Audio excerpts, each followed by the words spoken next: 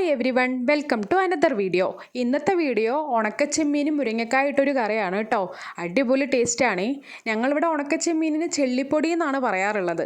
ഓരോ സ്ഥലങ്ങളിൽ വേറെ ഡിഫറെൻറ്റ് നെയിമുകൾ ഉണ്ടാവും അല്ലേ. ഈ കറി ഉണ്ടാക്കാനായിട്ട് ഞാൻ യൂസ് ചെയ്യുന്ന സാധനങ്ങൾ എന്തൊക്കെയാണെന്ന് പറയാം. ആദ്യം തന്നെ നമ്മുടെ ചെള്ളിപ്പൊടി, അതായത് ഉണക്കച്ചെമ്മീൻ നന്നായി വറുത്ത് കഴുകിയെടുത്ത് വെച്ചിരിക്കുന്നതാണ് കേട്ടോ.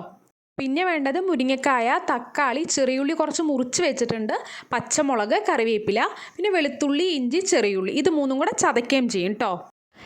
എണ്ണയിലേക്ക് ആദ്യം ഇടാറുള്ളത് ചെറിയുള്ളി മുറിച്ച് വെച്ചതും കറിവേപ്പിലയുമാണ്. അതിൻ്റെ കൂടെ തന്നെ നമ്മൾ ചെറിയുള്ളിയും ഇഞ്ചിയും വെളുത്തുള്ളിയും കൂടെ ചതച്ചെടുത്തില്ലേ, അതുകൂടെ ആഡ് ചെയ്തിട്ട് നന്നായിട്ട് ഇളക്കി കൊടുക്കും. ചെറിയുള്ളി ആയതുകൊണ്ട് തന്നെ അത് വേഗം കുക്കായി സെറ്റായി വരുമല്ലോ. അപ്പോൾ പിന്നീട് അതിലേക്ക് ആഡ് ചെയ്യാറുള്ളത് തക്കാളിയാണ്. തക്കാളിയും നന്നായി ഇളക്കി കൊടുത്ത് വഴറ്റിയെടുക്കും. അതും നന്നായി വെന്തുടങ്ങി വരുമ്പോൾ അതിലേക്ക് പിന്നെ മസാലകൾ ആഡ് ചെയ്യും. മുളക് പൊടി, സാദാ മുളക് പൊടിയും കാശ്മീർ ചില്ലി പൗഡറും രണ്ടും ഞാൻ യൂസ് ചെയ്യാറുണ്ട്. സാദാ മുളക് പൊടി ഇട്ടാലല്ലേ കറിക്ക് നല്ല എരിവുണ്ടാവുള്ളൂ. പിന്നെ കാശ്മീർ ചില്ലി പൗഡർ ആകുമ്പോൾ നമുക്ക് കുറച്ച് കളറൂടെ ഉണ്ടാവുമല്ലോ. അപ്പോൾ അതിൻ്റെ കൂട്ടത്തിൽ തന്നെ മല്ലിപ്പൊടിയും കൂടെ ആഡ് ചെയ്ത് കൊടുക്കും. ഈ മസാലയുടെയൊക്കെ പച്ചമണം പോകുന്നത് വരെ നന്നായി ഇളക്കി കൊടുക്കും കേട്ടോ. അത് കഴിഞ്ഞിട്ട് ആവശ്യത്തിന് വെള്ളം ചേർത്ത പുളിയാണ് ഒഴിച്ചു കൊടുക്കാറുള്ളത്. അതിനുശേഷമാണ് ആവശ്യത്തിന് ഉപ്പും മഞ്ഞൾപ്പൊടിയും ഇടുന്നത്. പിന്നെ പച്ചമുളകും ഞാൻ ഇപ്പോഴാണ് ആഡ് ചെയ്യാറുള്ളത്.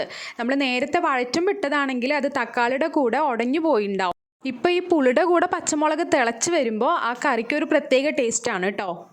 അപ്പോൾ ഇതെല്ലാം കൂടെ ചേർത്ത് നന്നായി ഇളക്കി തിളപ്പിച്ചെടുക്കും.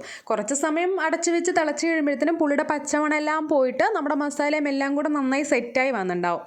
ഞാനിപ്പോൾ മുരിങ്ങക്കായയും ഉണക്കച്ചെമ്മീനും രണ്ടും ഒരുമിച്ച് തന്നെ ആഡ് ചെയ്യുന്നുണ്ട്. കാരണം മുരിങ്ങക്കായ നമ്മുടെ വീട്ടിലുണ്ടായതുകൊണ്ട് പെട്ടെന്ന് തന്നെ കുക്കായി വരും. ഉണക്കച്ചെമ്മീനാണെങ്കിൽ നമ്മൾ ഓൾറെഡി ഫ്രൈ ചെയ്ത് വെച്ചതുകൊണ്ട് അധികം കുക്കാണ്ട ആവശ്യമില്ലല്ലോ. അതുകൊണ്ടാണ് രണ്ടും ഒരുമിച്ചിടുന്നത്. മുരിങ്ങക്കായ കടയിൽ നിന്ന് വാങ്ങിച്ചിട്ടുണ്ടാക്കുന്ന സമയത്ത് ആദ്യം മുരിങ്ങക്കായ ഇട്ട് ഒന്ന് തിളപ്പിച്ച ശേഷമാണ് പിന്നെ ചെമ്മീൻ ആഡ് ചെയ്യാറുള്ളൂ. എന്നിട്ട് മുകളിൽ കുറച്ച് കറിവേപ്പില കൂടെ ഇട്ട് കൊടുത്ത് അടച്ച് വെച്ച് തിളപ്പിച്ചെടുക്കും. വളരെ പെട്ടെന്ന് തന്നെ ഉണ്ടാക്കാൻ പറ്റുന്ന കറിയാണ് കേട്ടോ. അതും വളരെ ടേസ്റ്റോടെ. ഉണക്കച്ചെമ്മീൻ്റെ കൂടെ മുരിങ്ങക്കായയുടെ ടേസ്റ്റ് കൂടെ ആകുമ്പോഴുണ്ടല്ലോ, അടിപൊളിയാണ്. ഇതുവരെയായിട്ടും ഇങ്ങനെ ഉണ്ടാക്കാത്തവരുണ്ടെങ്കിൽ എന്തായാലും ട്രൈ ചെയ്ത് നോക്കൂ കേട്ടോ. വീഡിയോ ഇഷ്ടപ്പെട്ടാൽ ലൈക്ക് ചെയ്യാൻ മറക്കല്ലേ. അപ്പോൾ മറ്റൊരു വീഡിയോയിൽ കാണുമ്പോഴേക്കും എല്ലാവർക്കും ബൈ.